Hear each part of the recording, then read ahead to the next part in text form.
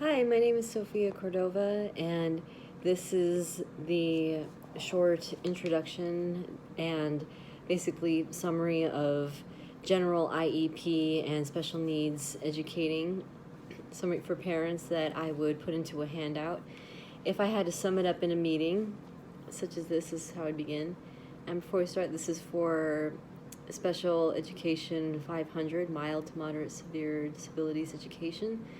And the rubric basically states that what we need is, and first and foremost, is parent and guardian involvement when it comes to the individual education process, or IEPs.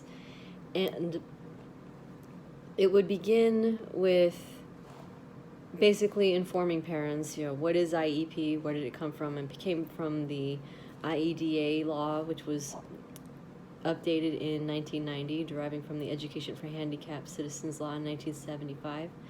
And it basically states that all students, especially special needs students, have a right to a free and appropriate public education.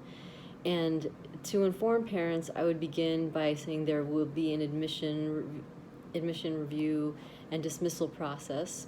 And the dismissal process would come over time through a version of scaffolding, which means as the student grows more and more competent and skilled, that they would basically be allowed to be more independent in their own process through different types of habilitation goals.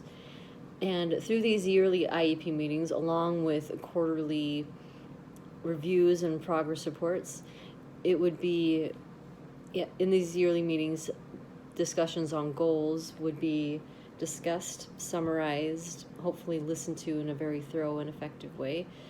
And starting with, the goal is for everyone, interest-based problem solving, as well as highlighting and improving other goals.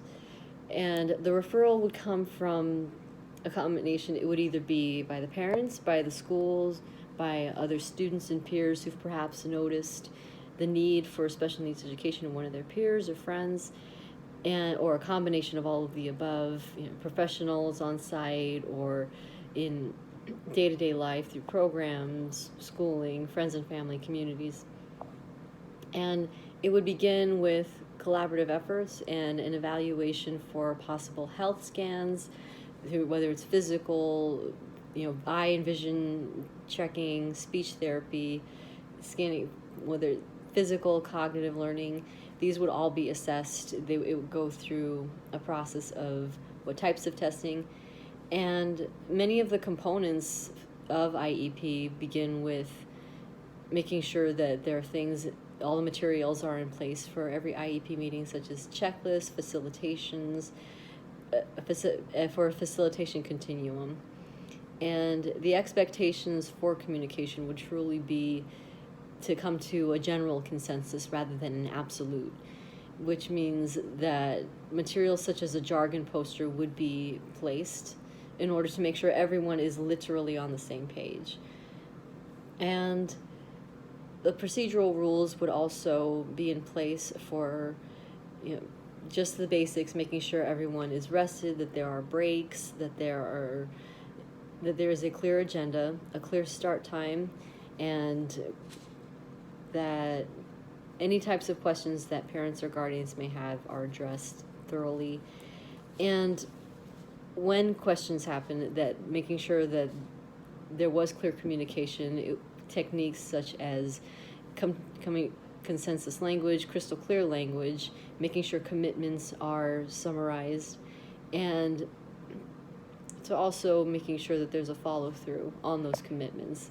So having both personal and professional data, such as written consent between parents and guardians and the professional staff, as well as making sure that it also is summed up with a meeting evaluation to gain feedback to and from the professionals as well as the students' community. And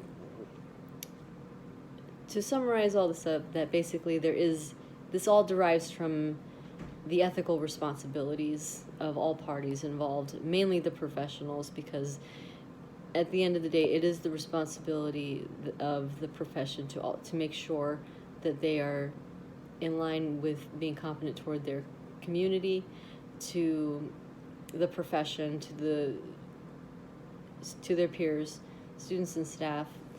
And as a subcategory of that, having integrity and transparency is truly about modeling and living advocacy, not just preaching it. So that would be my summary of how I would break down what is covered in every IEP meeting and what are our goals, especially as every learner gains more independence, especially exceptional special ed learners. And that would be my take. That would be how I would break it down for parents and guardians as an introduction. And having been through quite a few IEP meetings myself, with both family and student and other students, it's quite familiar to me between Hope Group and DDR services and DDD services. And yeah, normally these meetings, they tend to be very smooth because everyone really cares about the person involved, the student involved, or the family member involved, because they all share the same goal of being on this person's side. So I believe that should sum it up, and we will see you in class. Thank you. Bye-bye.